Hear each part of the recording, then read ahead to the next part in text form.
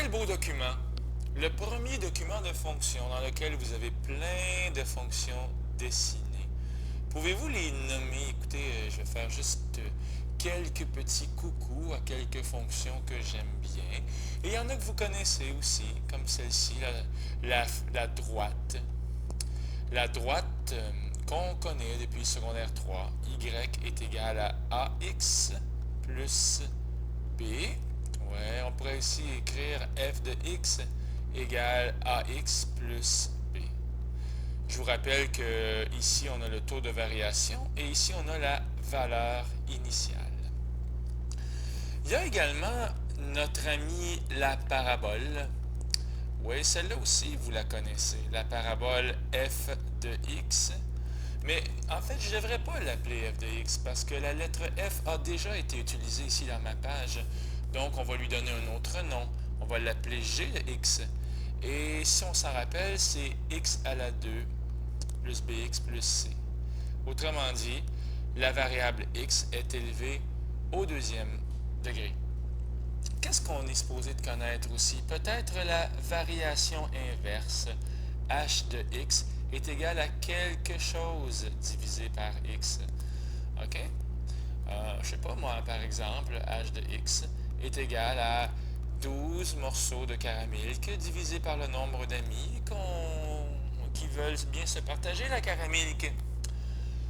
Est-ce qu'on en connaît d'autres? Est-ce qu'on en connaît d'autres? Ici, on a la fonction racine carrée. Celle-là, je vais l'écrire ici. Racine carrée. Oui, voilà une belle fonction racine carrée qu'on va étudier bientôt. La fonction racine carrée, elle a un sommet. Oui, elle a comme un début, mais pas trop de fin. Hein? Ah là là, il y en a qu'on va voir plus tard. La fonction exponentielle. La fonction exponentielle.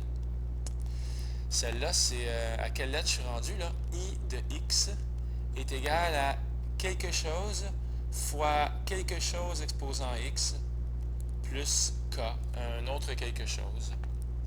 D'ailleurs, ma racine carrée, je pourrais également écrire quelque chose comme ça. Y est égal à a fois la racine carrée de x moins h plus k. Bon, je sais que ça fait peur un peu. Soyez pas trop intimidés, là, OK?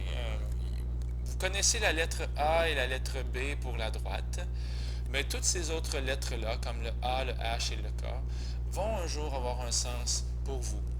Tiens, je pourrais peut-être terminer mon petit tour d'horizon avec celle-là qui fait des yo-yo, la fonction sinusoïdale. Sinusoïdale.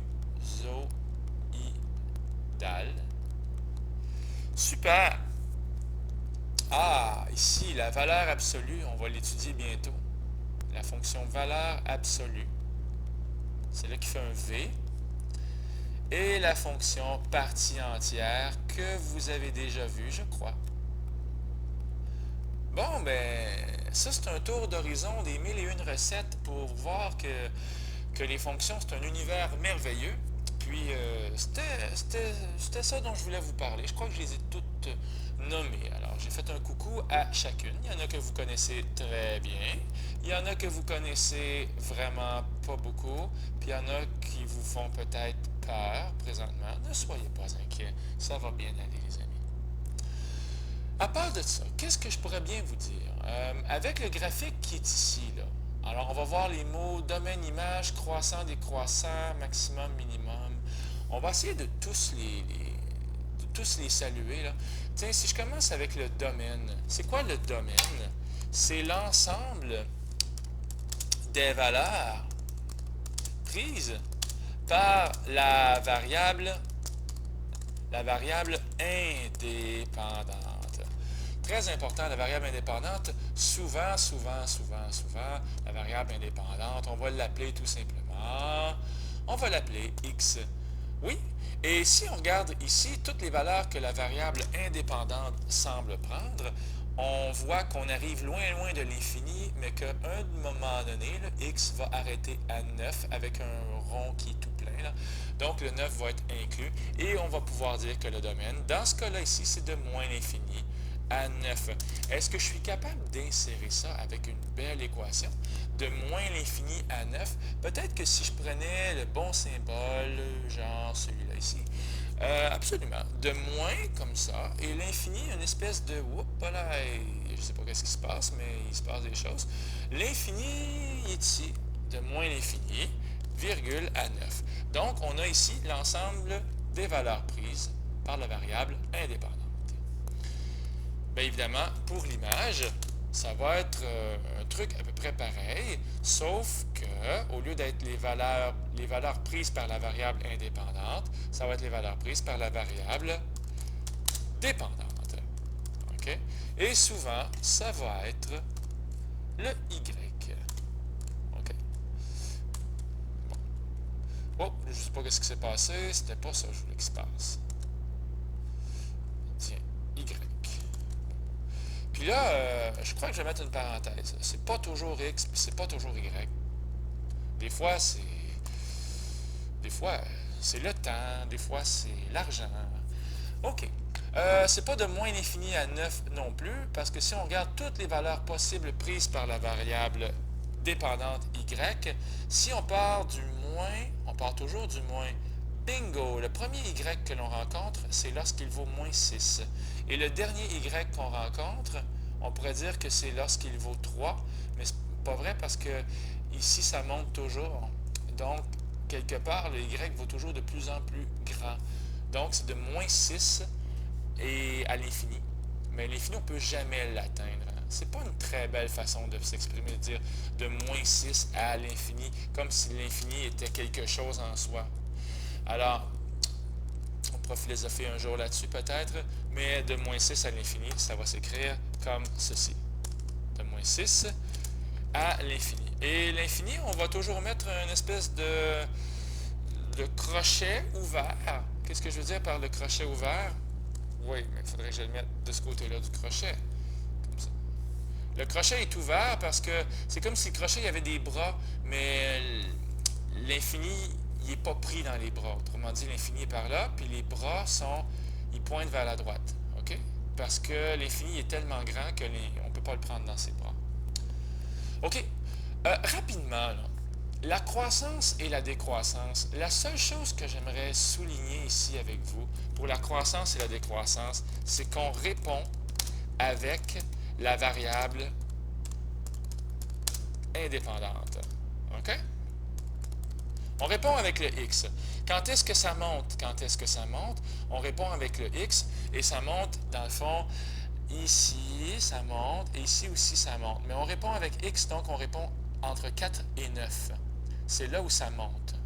Et non pas entre moins 6 et 3, parce que si vous répondez avec moins 6 et 3, vous répondez avec la variable dépendante et vous répondez avec le y.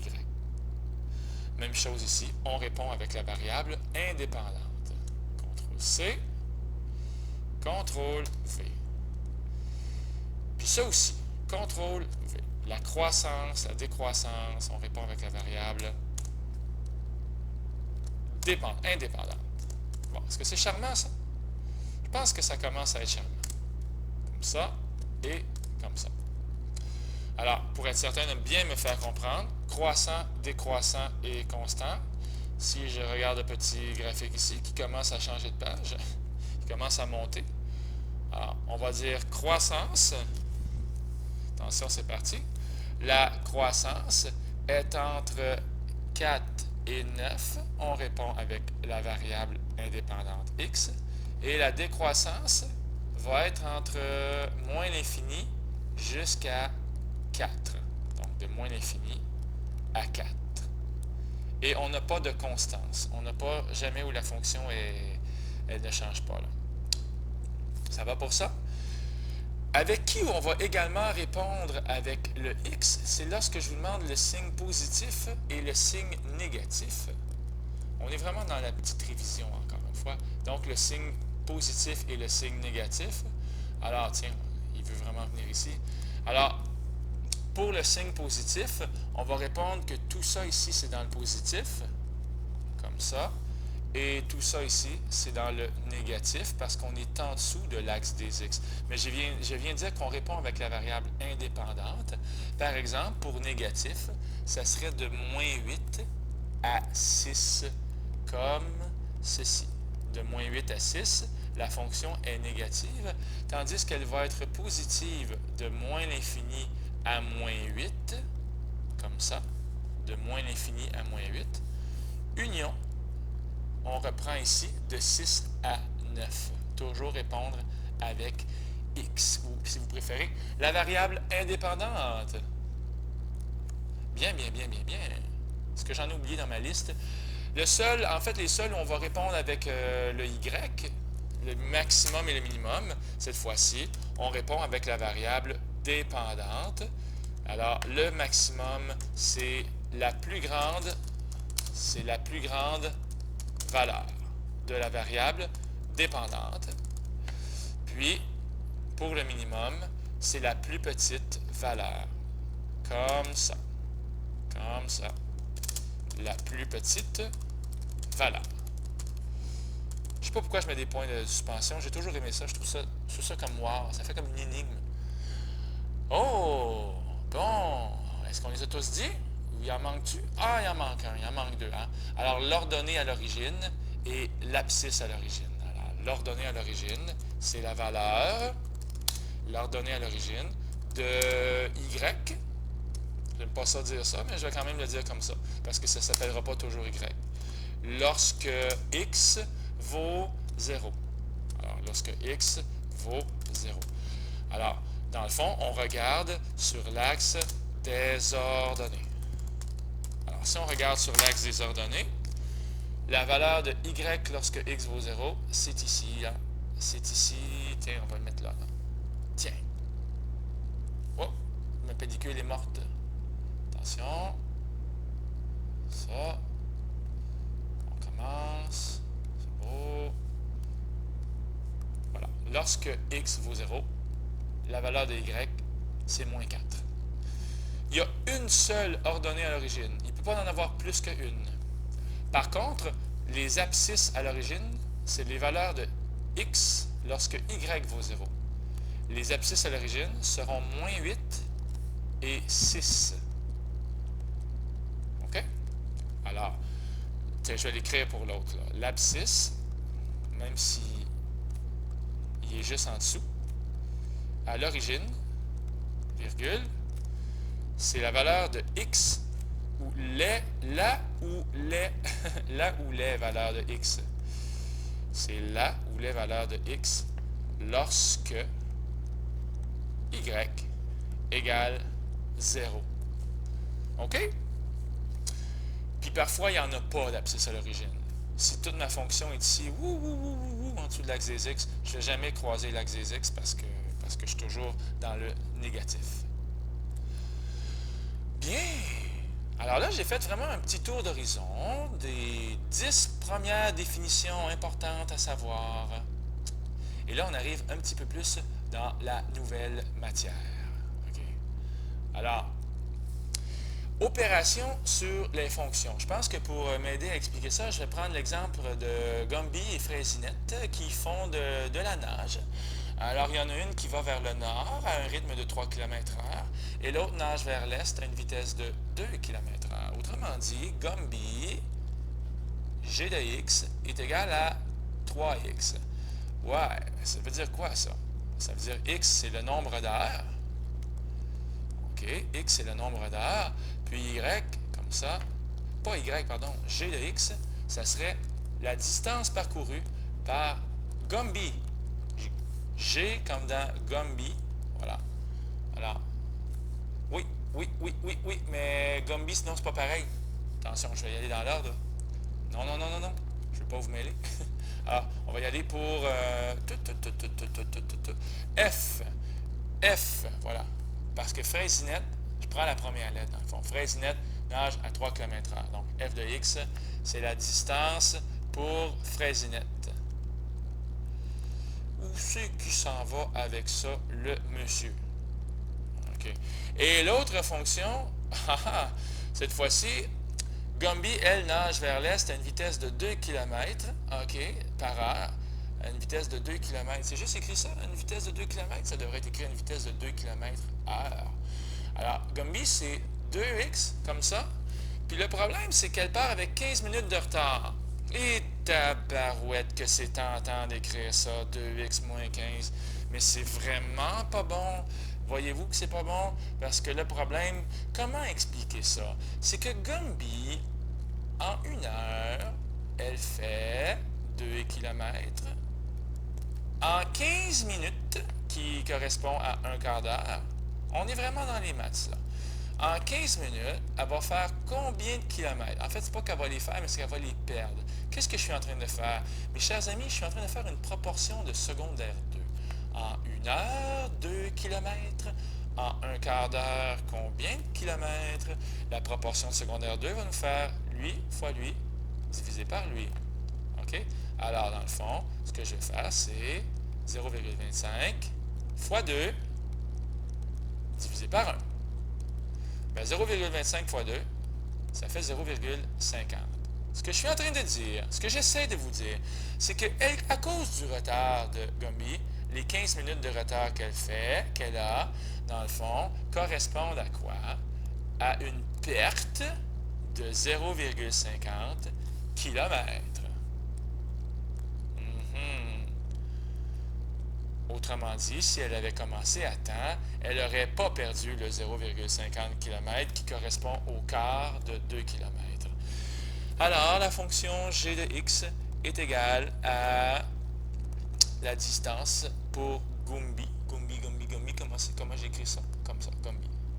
Bon, alors Fraisinette va vers le nord, et Gumby va vers l'est, comme ça. Et là, on veut savoir, donne la règle qui gouverne la distance parcourue par les deux nageuses en fonction du temps. Youpi, ça c'est fait. Les règles sont ici. Je vais même les mettre en jaune parce que je suis très, très, très content de les avoir trouvées. Comme ça. Oui, mais monsieur, c'est quoi le rapport avec les notes de cours? Vous allez tellement voir ça rapidement. Donne la règle, tiens, je commence ici à la lettre C. Donne la règle qui donne la distance totale. Attention à l'écriture. La distance totale, f de x plus g de x, c'est une nouvelle fonction. Et je vais l'écrire comme ceci. C'est f plus g de x. C'est une nouvelle fonction. Je pourrais même l'appeler s de x, comme somme. Tiens, puis je vais laisser faire la première parenthèse. La nouvelle fonction qui s'appelle somme, s de x, n'est rien d'autre que la somme des deux premières fonctions, qui est donc égale à quoi? Qui est égale à 3x plus 2x moins 0,50. Est-ce que j'ai de la place pour écrire ça comme il faut?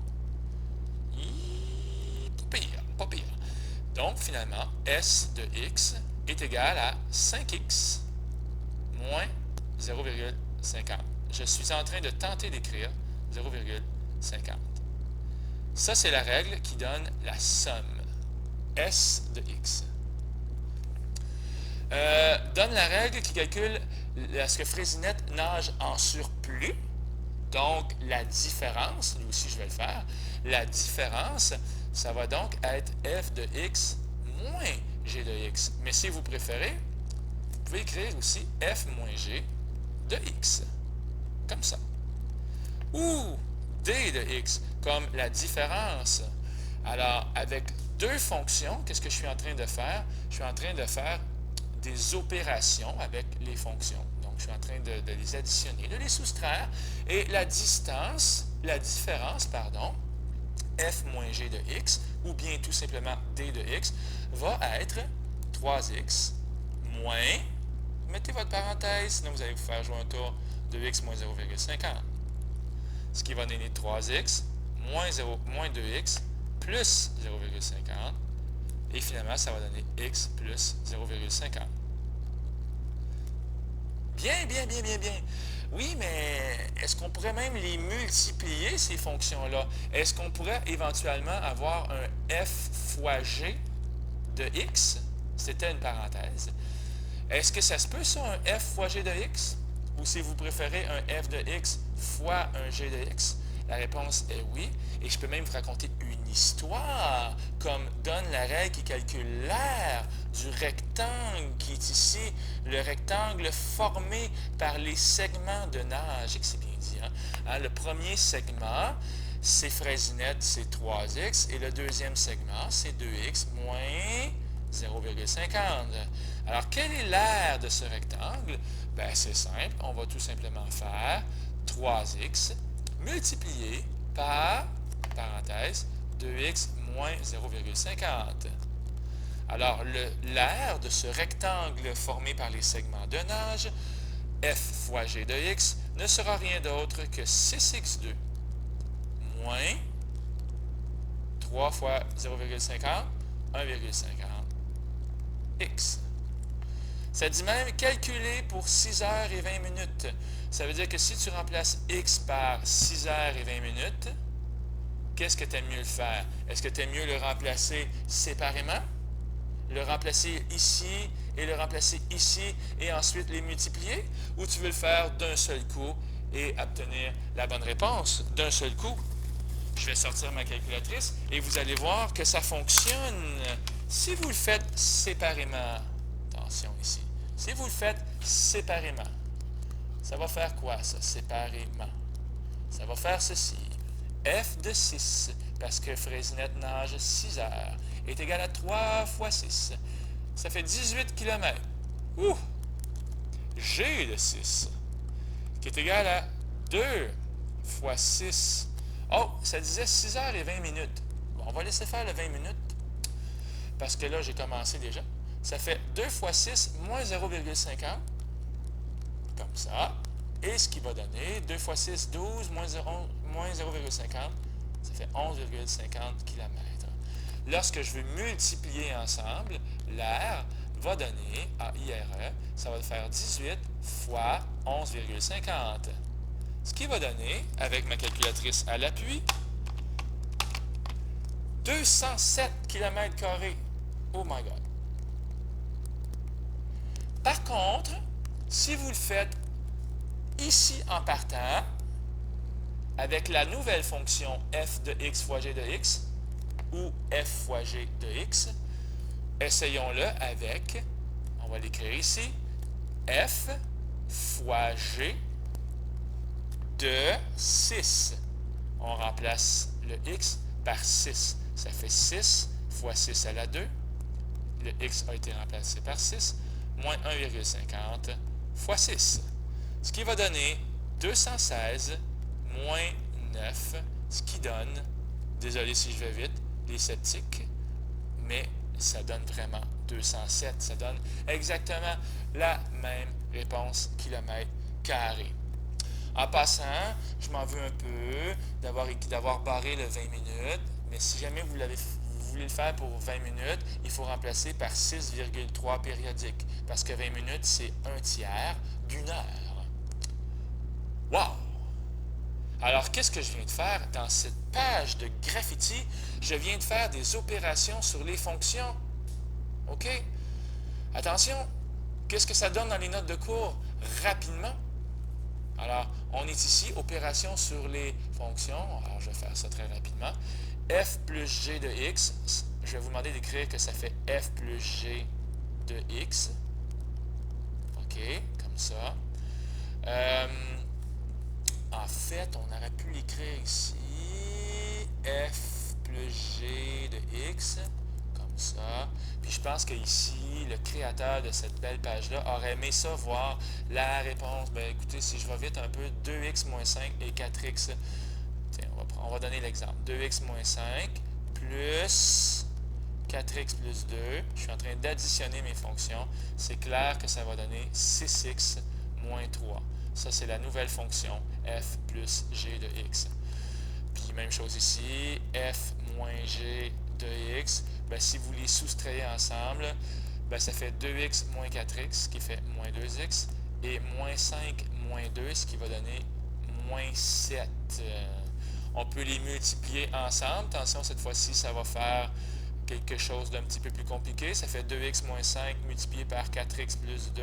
En multipliant les fonctions, on obtient 8x2 8x2 moins 20x plus 4x, donc moins 16x, et finalement, moins 10. On vient de faire quoi? On vient de faire le produit des fonctions f fois g de x. Et finalement, on peut également diviser les fonctions. Oui, oui, absolument. Ah oui, ici, ça va être très, très, très banal. Ceux qui s'attendent à quelque chose d'extraordinairement simplifié, ça va faire 2x moins 5 sur 4x plus 2. C'est la fonction f divisé par g de x, ou f sur g, je suppose qu'on peut dire ça comme ça. Bon, ça va bien, mais là, il reste une chose encore plus compliquée pour terminer. La composition de fonctions, ouf, il suffit de remplacer, attends, f de g de x, ou si vous préférez, f rongé de x. Bon, le problème, c'est que j'ai perdu ce qu'il y avait décrit en haut. Alors, je vais aller le reprendre. C'était 2x moins 5 et 4x plus 2. On va l'écrire ici. Voilà. f de x. Non. J'ai besoin de retrouver ma page. Comme ça. Et comme ça. Donc, prise 2, en fait, ce qui serait bien, c'est qu'il réapparaisse ici. Non, il ne réapparaîtra pas. Donc, je vais couper ça comme ça. Tiens! Ah! Bien! Alors, je disais donc, où f rongé de x. OK, qu'est-ce que ça veut dire? Ça veut dire, dans le fond, que je vais mettre g dans f. C'est comme si f allait manger g. Ça veut donc dire que je vais écrire ceci. F rongé de x égale, on peut écrire la même chose que ça en passant, puis au lieu d'écrire 2x moins 5, j'ai laissé le x de côté, et à la place de x, je vais mettre g, qui est 4x plus 2. C'est comme une substitution dans le fond. C'est comme si le g avait pris la place du x dans la fonction f. Je répète, c'est comme si le g de x, tout ça, avait pris la place du x qui était ici. Donc, au lieu d'écrire 2 fois x moins 5, c'est 2 fois 4x plus 2 moins 5. Ce qui va donner 2 fois 4x plus 2, ce qui va donner 8x plus 4 moins 5, ou si vous préférez, 8x moins 1. Ça, c'est la fonction f rongé. Attention, ça ne sera pas la même affaire que g rond f. Parce que si vous faites g rond f de x, c'est la f que vous mettez dans la g. Autrement dit, ça veut dire ceci. On efface. C'est la f qu'on met dans la g. Ça, c'est la g qui est ici. Puis à la place de son petit x qui est ici, poup, on remplace ça par 2x moins 5. Et dans ce cas-là, ça va donner 4 fois 2x moins 5. Plus 2. Comme ça. Ce qui va donner 8x moins 20 plus 2. Ce qui va donner 8x moins 18. Alors, c'est vraiment pas la même chose. Alors, que vous l'écriviez comme ça ou comme ça, ben, je m'en fous un peu. C'est très bien. Mais ce qu'il faut retenir, c'est que la lettre qui est la plus proche de x, c'est celle-là qui se fait manger par l'autre. Bon, là, c'est la même affaire. G rongé de x, ça veut dire que g mange g. Ça veut dire que au lieu d'écrire 4x plus 2, voilà, ici j'ai mon 4x plus 2, j'efface le x et à la place, je vais mettre 4x plus 2. Plus 2. Alors, le x que j'ai barré, je ne sais pas pourquoi je l'ai barré, mais est devenu 4x plus 2. Ce qui va donner 16x, oui, 16x plus 8 plus 2. Ce qui va donner 16x plus 10. Donc, c'est ça la composition de fonctions. Il suffit de remplacer le x ou les x par l'autre fonction. Oui, c'était ça la phrase qu'il fallait écrire, OK? Hey, en passant, ne vous en faites pas, il y a plein d'histoires que je peux vous inventer avec des fonctions qui mangent l'autre fonction, OK? Puis si ma vidéo n'est pas trop longue, je vais peut-être me diriger vers ça. Ah, un dernier petit exemple? Pourquoi pas? Alors ici, on a f de x qui est égal à x au carré plus x moins 1 et g de x qui est égal à x plus 1. Calculez f rongé de x. On y va, c'est parti. f rongé de x. c'est la G qu'on met dans la F. Alors, oh, la F, oh, le problème, c'est que X est là 2 fois. Ben oui, mais à chaque fois, on va remplacer le X par X plus 1. Ce qui va donc donner ceci, égale X plus 1 à la 2. Oui, oui, oui, oui, oui. J'ai remplacé le X par X plus 1. Ensuite, plus X plus 1. Effectivement, j'ai remplacé le X qui est ici par X plus 1. Et finalement, moins 1.